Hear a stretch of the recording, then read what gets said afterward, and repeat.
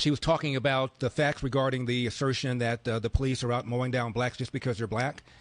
And National Review reached out to Facebook about the incident, and she's going to talk about what happened. Also, her article, Freedom to Deface, about the removal of the anti-graffiti program, is up on LarryElder.com. Please welcome back to the program the contributing editor, City Journal, Manhattan Institute Senior Fellow, Heather McDonald. Heather, thank you so much for coming on. I appreciate it. Well, great. Thanks so much for having me on, Larry. Let me just correct one thing. It was YouTube that removed the live stream, YouTube, not Facebook. Okay. First tell us about what you were doing, what the lecture was all about. It was a lecture on the Black Lives Matter narrative, testing its claims that we're living through a epidemic of racially biased police shootings of black men and police brutality more generally, against data, against federal data on crime and policing and shooting, against local crime data, against the actual numbers of police shootings, comparing that to crime, and also looking at individual cases. You know, there's many white counterparts to George Floyd that the public has never been told about because they don't fit the media narrative. So it makes a big difference whether this narrative that the police are systemically biased and blacks are under lethal threat in this country is right or not, because we've had riots, we've had attacks on officers, we've had a huge spike in homicides and shootings this year, all because of that narrative that has unleashed chaos upon the country. So it matters whether it's right or not. And my contention, Larry, when I look at the numbers, when I look at criminological research, when I look at individual cases, is that it is patently false.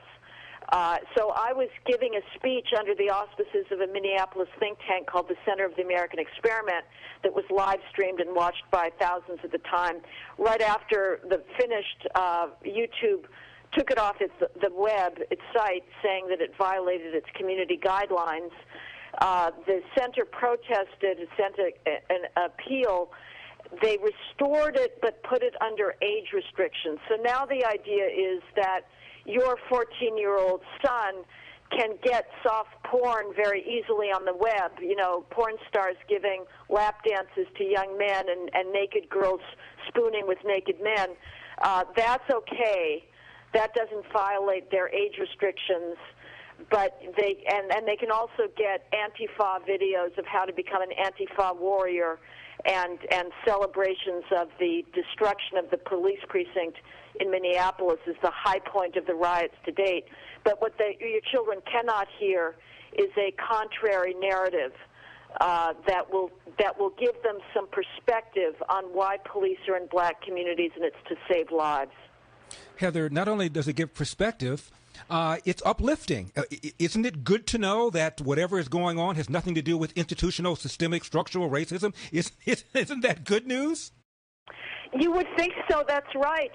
But people are being taught to hate, and they are taught that the American system is rotten to the core, and so that is absolutely right. But telling the truth about the positives in this country, telling the truth about the fact that it is the Western civilization, the Anglo-American tradition, that gave the ideas that are unique in human history, in the name of which the looters and rioters are enacting violence. Now, they're doing it perversely, but the very idea of equality and tolerance are uniquely Western ideas. But college campuses and the K-12 system is pumping out something that is teaching people to hate. And I really do worry, Larry, that Americans are very naive about tribal violence. They think they can encourage the sort of tribalism you're talking about with Farrakhan. I've been told by one housing project in East Harlem not to go to the next housing project because they really hate white people there. Nobody talks about black racism against whites. That's sort of beneath observation, but it's real. We think we can play with these tribal hatreds and everything's going to be fine. It's all going to just be play acting. I think that's naive. This may turn into real tribal warfare if this continues. My guest is Heather McDonald. Her piece about the eradication of the anti-graffiti program is up on LarryElder.com.